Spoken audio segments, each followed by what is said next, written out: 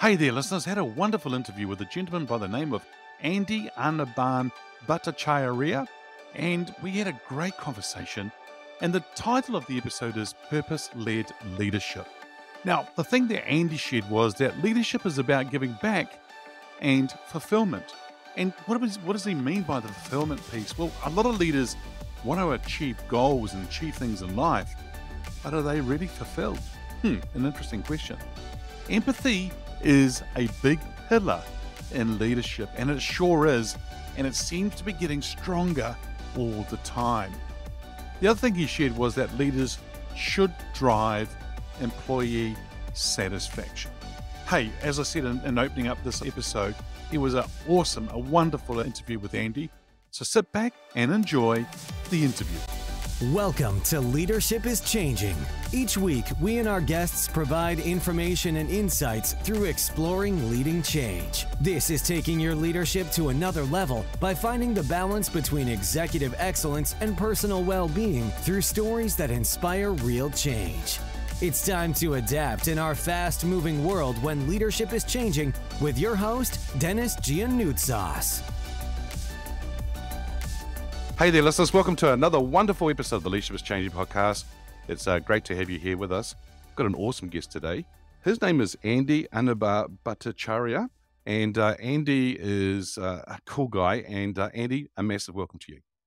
Thank you very much. Good morning. Yeah, good to have you here. Now, Andy, whereabouts in the world are you today? I'm speaking from New York. So you're in New York, the United States of America, which is all very good. And so, of course, you're in autumn now. We're in spring here in this part of the world, and we're looking forward to our summer as well. Have you had a great summer? Had a very good summer. It's been a interesting summer as I believe in climate change. So a lot of opinions about the summer and the temperatures and the rains. Why it's raining, why it's not raining. So a very interesting summer because I always see in the lens from climate change. Right. Yep. Fair enough. Now, I understand that you're a sustainability expert and the founder of Amplify 4.0. That's a product name, but the name of the company is Amplo Global. Yeah. Good. Very good. So that's the product name is Amplify 4.0? Amplo flies 4.0. It flies. It flies. Oh, nice. Oh. Very good. And so what I would like you to do is I've given a brief introduction to the listeners already for this episode. But what I'd love you to do is to tell us more about your background. My background has three versions of my background. The first version of my background is a very much average Bengali Indian born high school engineering grad, came to the West, nothing fancy, undergrad from a good school, got a job, moved to West, started my career, right? Worked for a few years, went back to school for my MBA here in the US, worked again at Wall Street, back to consulting, MBA, Wall Street consulting. And then I wanted to do something disruptive, which I have been thinking, which has to be purpose-led. And I started my own startup. So as of February, March this year, we have defined an exclusivity with AWS. So we are an AWS company. And my 1.0 was over when I wrapped up my corporate career. 2.0 is now getting over when I'm wrapping up my entrepreneurship or always be an entrepreneur. And my 3.0 is starting where I'm thinking what I would be doing, right? So should I continue at the board of my startup? Should I really start fresh back a corporate career? So my life 3.0 is starting. And besides work, I write books, I teach, and I drive a large nonprofit in the anti-sex trafficking area. So a lot of field experiences, a lot of executive experiences, a lot of challenging moments, on the feet thinking. But these four things that I do, right? Work, writing, teaching, entrepreneurship. One thing is very clear in my 3.0 version in my head is, for me, it's all about give back. One of the biggest thing I have learned about through my failures and through my experiences is why I was born. And once I knew that why I was born, Dennis, I realized that not everybody is born for every reason. And for me, it is all about giving back and fulfillment. That's a little bit of my background, what I do. So yeah, back to you. Thank you. So I've got some questions for you. Amplo Global. That's your organization. Tell us Mhm. more about what they do. It's basically a climate tech startup. Let's say a mature startup now. It basically, if you really see the overall sustainability space, there are, I would say, three broad areas, right? You have a risk management area, you have a carbon accounting area, and then you have the reporting area, right? So our energy focuses mainly around, I would say, on the risk area. That's what we do. When I say risk, if I don't do this, then what happens to my supply chain? If I don't make sure that I don't worry about my supply risk or weather risk or heat risk or water risk, energy risk. So what happens to my supply chain? So that's where we play. That's where our sweet spot is. Being all the founder, all the leaders in our company are mainly coming from supply chain background. So that's where we started. So that's what we do. We do supply chain risk analysis with a heavy component of climate, water, energy. Okay, good. Good to know. Now, you also talked about something that's very important for you in life is about giving back and fulfillment. You're writing books and you're also about the nonprofit. What books have you written? You said to me before that you're going to a book launch. Is that right? In like, yeah, 30, 35 minutes, I will be heading to a book launch. So this is the most recent book that came out. It's called In Pursuit of a New Dawn. In Pursuit of a New Dawn. It's about 8 short stories, about 8 female protagonists, about 8 social issues. I have always been, I want to be a change maker. I want to make sure that I have my own movement. My movement is through words, through pen, through writing. And that's how I want to create a movement. So, especially all the struggles that we go through as humans, I chose women as a category to really write about them and through a man's eye. I'll give an example of this book, the 8 short stories. One example is like, I was in a rural area in India and in a village where the spouses generally they get killed by Royal Bengal tigers. The name of the area is called Sundarban. It's a very, very rich, enriching green area, and a lot of tigers out there. So the people who go for fishing, they get attacked by tiger, they get killed. So I met one of the widows out there, and she told me in the native language to me that, look, Andy, my husband was not killed by a tiger. I fled out of the house because of the domestic violence. Nobody knows that, like I'm saying as a widow out here. So that's it. And that's a plot I got. I fictionalized it in my head. And I showed a dichotomy between a patriarchal tiger versus a Royal Bengal tiger. So that's a message to the audience of the book. The name of the story is called The Tigress. Out of the 8 stories, one of them was this story. But I always finish the stories in hope, with hope. I'm a big hopeful person. That's the only thing I have is a hope, right? We all have hope. That's how we go. That's the latest book. But I also have written a couple of other fiction books. I've written a novel about a protagonist who lives in New York and he goes to Nepal, saves a woman getting trafficked, and he falls in love with the woman and the whole paraphernalia after that. I also written a business book, came out from locally in New York and India. It's about selective automation. What does it mean? If your skylines, this electricity can be saved and some lights can be turned off, let's turn off those lights to save some energy. It's selective automation. Arm movement of a robot, it creates heat. So if you can reduce the arm movement of the robot, you save heat dissipation. So selective automation is a new normal concept from full automation. So I wrote a book around selective automation. When do you automate? When you choose not to automate.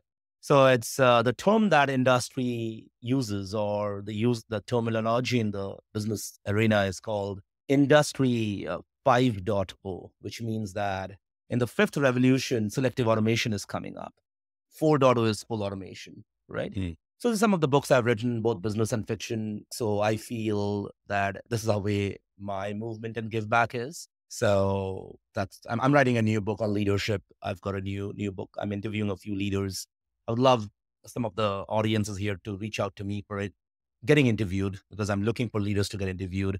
I'm writing a new memoir on leadership. Yeah, the day I got lucky. Very good.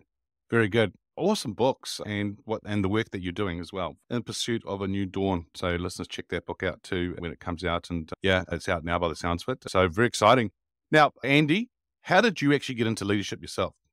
Okay. So for me, when I was a kid, I remember the days in India, I had a habit of kicking a Pepsi can. I love soccer, and I used to kick, and then I got into a bus and I go to school. So every time in the bus, there is something was going to happen, and I'm going to manage, right? Who will sit where, right? Why there is a disagreement in the bus, why two kids are fighting. I was also a kid. When I used to play the gully cricket, I would be the captain of the cricket. I'm managing the team. Somebody wants to bat first, somebody wants to bowl first. So the acumen was always there, right? As I grew up, I always chose, in my first day of my career, I knew that besides getting into technical things in my career, I definitely want to increase the aspect of empathy. And for me, empathy is a very big component, very big pillar in leadership. So it came out. It came out in my work, in my books, in my teaching, in my nonprofit. And I really figured out that leadership is an integral part of how you think. There are various parts of leadership, right? I went to Duke University, Fuqua School of Business, and I got the luck to get the best coaching out there, best professors out there. And one of the things I learned about leadership is the two words I always remember. The best coach in basketball, college basketball, Coach K said that it's all about two words in your life: next play, next play. Remember those two words in your life. And I remember every day I wake up in the morning, it's next play. It has so depth, right? I'm a big fan of Nelson Mandela. His vision of rugby and sports and apartheid and politics is huge for me. I am a strong believer in inspirational leadership. I'm a big fan of Barack Obama, where he talks about contextual leadership. So I'm a big fan of various types of leadership, but what I focus myself on is inspirational leadership. So it's about leadership that has to inspire and make an average person to be above average. So my mission, my vision, all automatically has gone into leadership. So now in the middle of my career, I would say that leadership is a key component, whereas technicalities, making my resume, my core competent to be in the right demand of the market, those are important. Like everybody's talking about sustainability. Everybody's talking about AI, right? I always stay abreast on all these, right? But one thing that circumvents is leadership, right? It's about how do you, everything you do from 1990s to 2000s to 2010s, right? If you see the last 30 years of movement, leadership is constant and it's improved. It's changing. It's changing as before COVID, post COVID. So yeah, it's been an integral part of my life. And I hope I really can remove the generation gaps between all the generations I'm witnessing, millennials and then Gen Zs, and then I will see a new generation coming in. So it will be very interesting to witness how leadership changes based on the generations. And my job, I feel I'm responsible to bridge the gap. Yeah. Okay, good. Good to hear that. Now, you've mentioned two of them already. I don't know if it's one of these two based on the next question. The next question is, who's your favorite leader and why? It's a great question, right? I have two types of leadership that I follow. One type of leadership is like, I talked about Nelson Mandela. I followed a couple of Indian leaders as well when in childhood. Netaji Subhash Chandra Bose. I also followed a little bit of Mahatma Gandhi as well, two different leadership styles, Nelson Mandela. But I also follow some of the sports players in my leadership, right?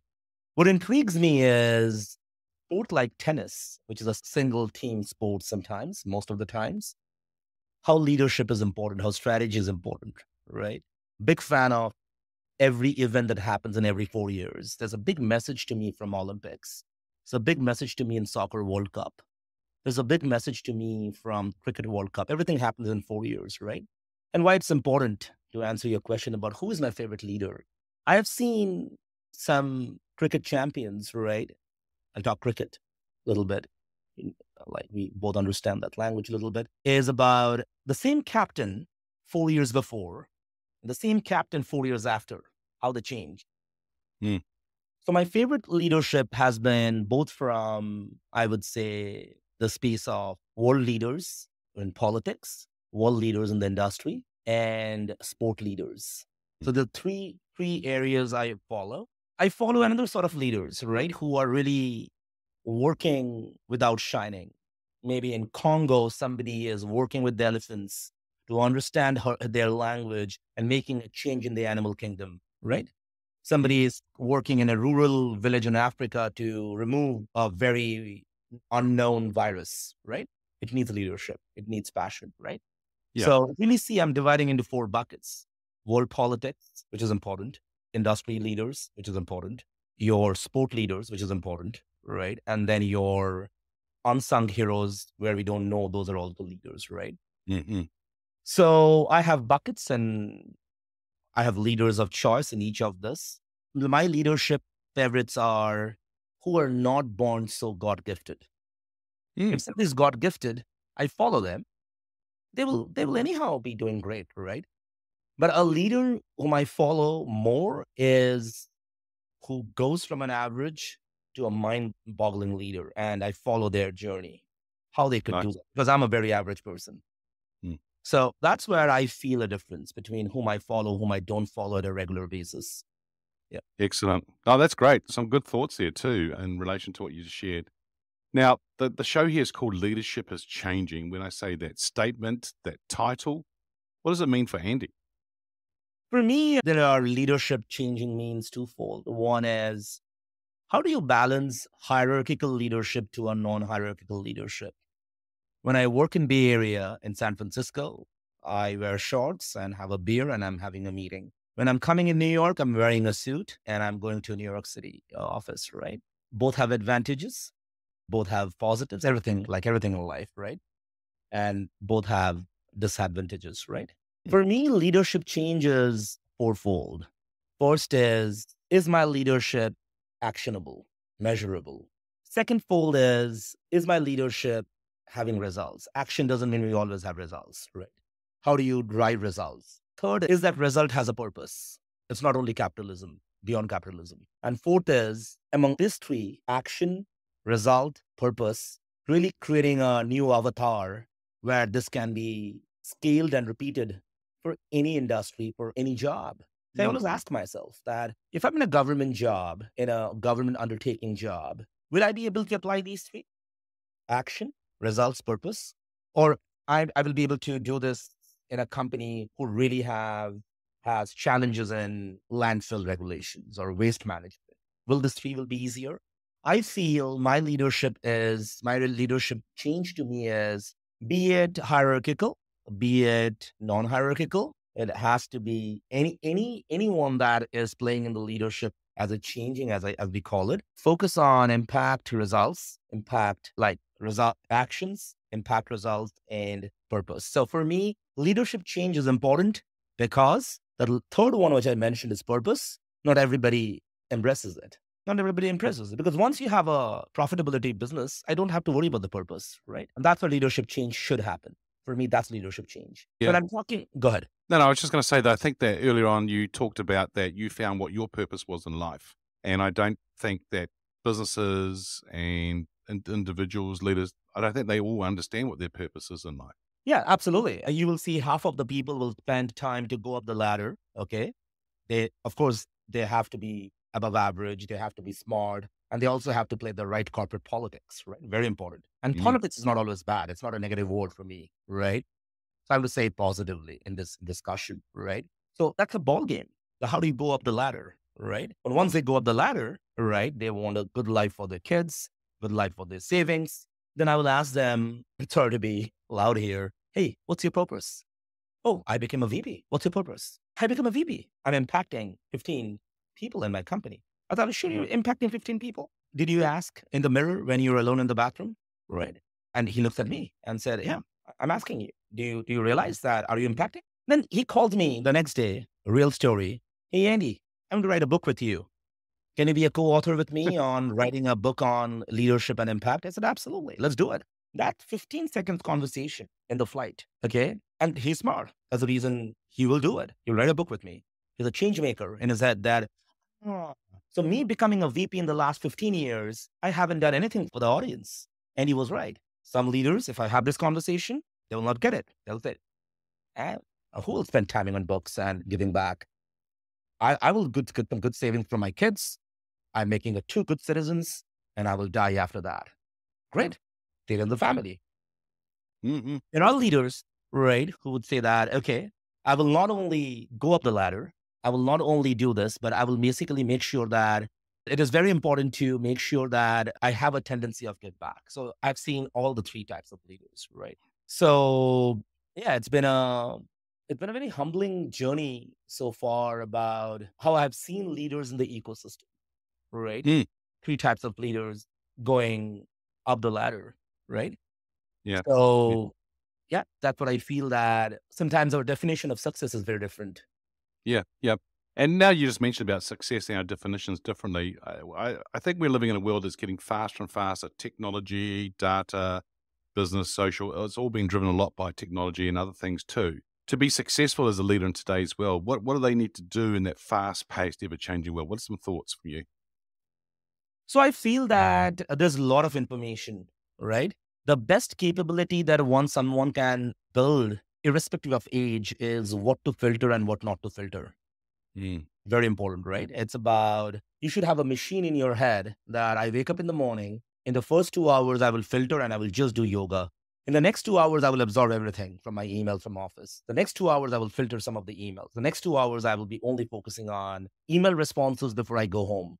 It's all about strategy. It's all about execution of the strategy, right? So a lot of data, a lot of technology. You know what I believe in, Dennis? Our needs should be and is very optimal. Very, very optimal. We don't need, suppose $10 is a max number. You know what I've learned about it? We don't need $10. We need $6, maybe $4. But the remaining $4 to $6 is our want, not need, right? That maturity we have to have as human beings, as leaders in making, or leaders, right? That what is the optimal living that I will have? And that's where some of the technologies will come in, some of the data will come in, some technologies will go away, some data will go away. So the balance between filtration capability, optimal living, and ambition needs to be balanced. That's what it's a great way of saying it. Yeah, it's a great way of saying it. Andy, I think the other thing here too is when we are looking at things in life, some people look at me and they go, oh, how come you're driving that kind of car? And it's not a flash car.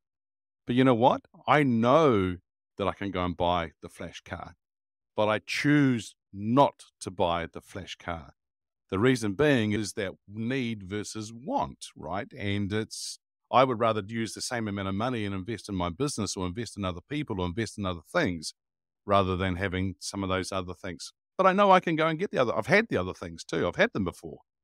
But it's going back to what you're saying. It's about the need and the want. It's actually the fulfillment versus the achievement versus, it's amazing. We could probably talk hours on that topic just by itself, right? Yeah. Very good.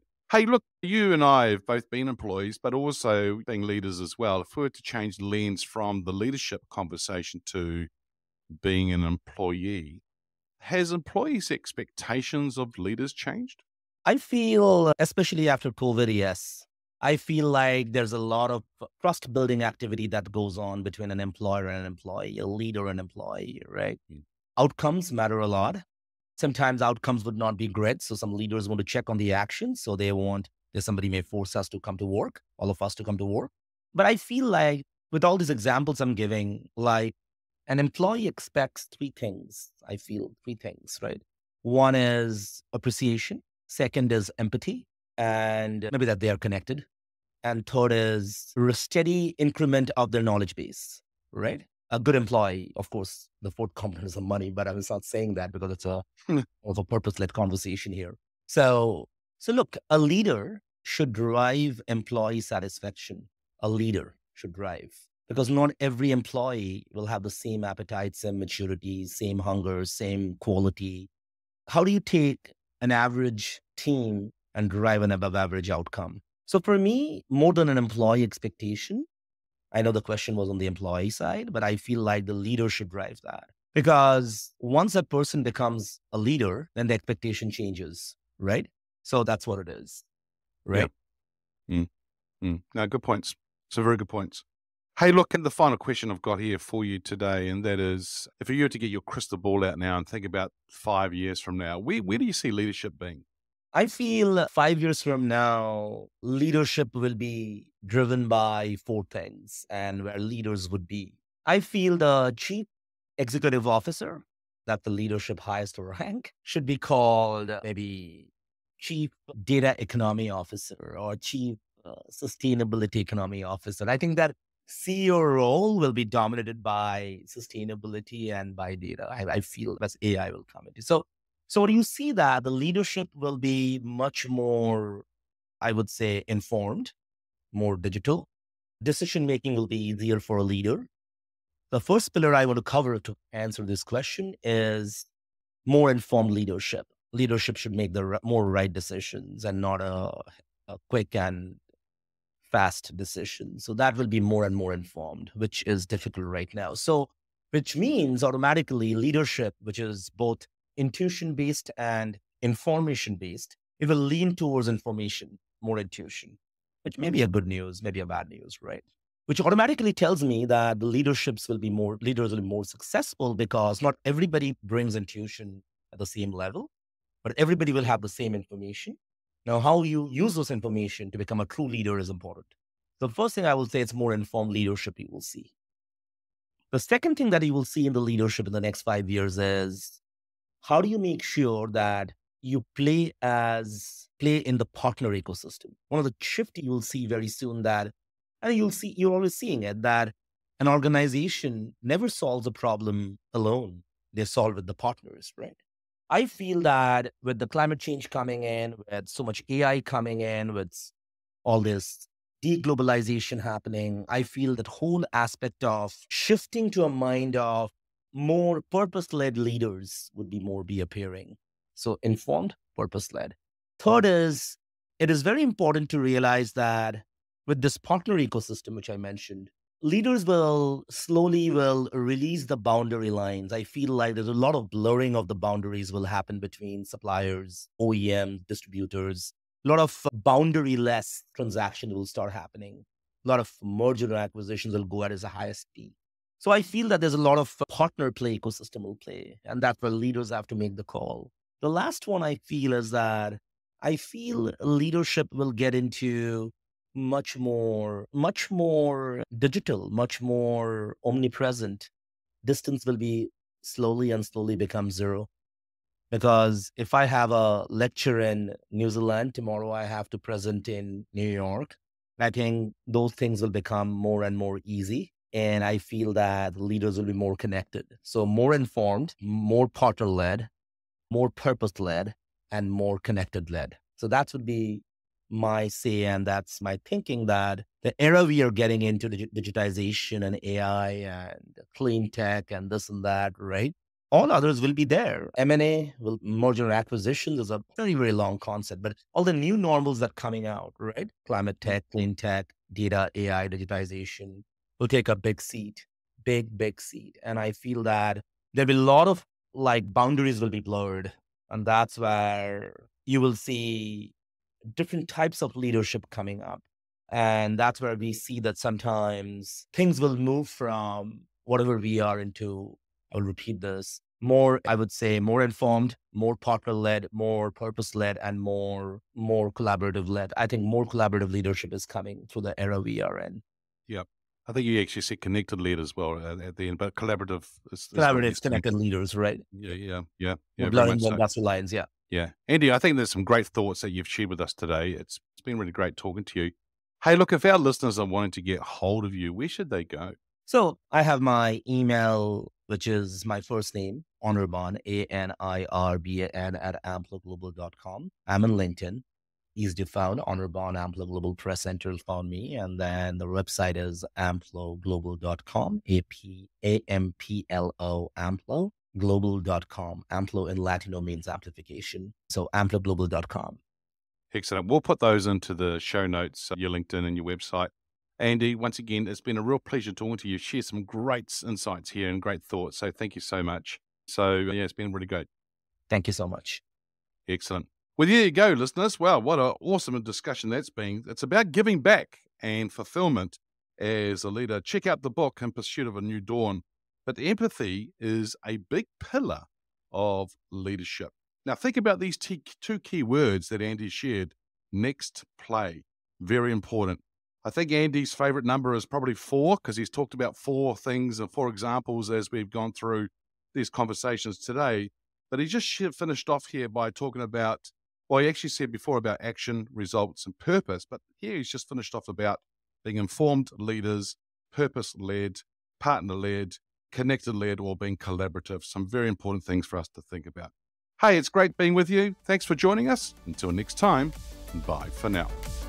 Thank you for listening to this episode of Leadership is Changing with your host, Dennis Giannoutsas.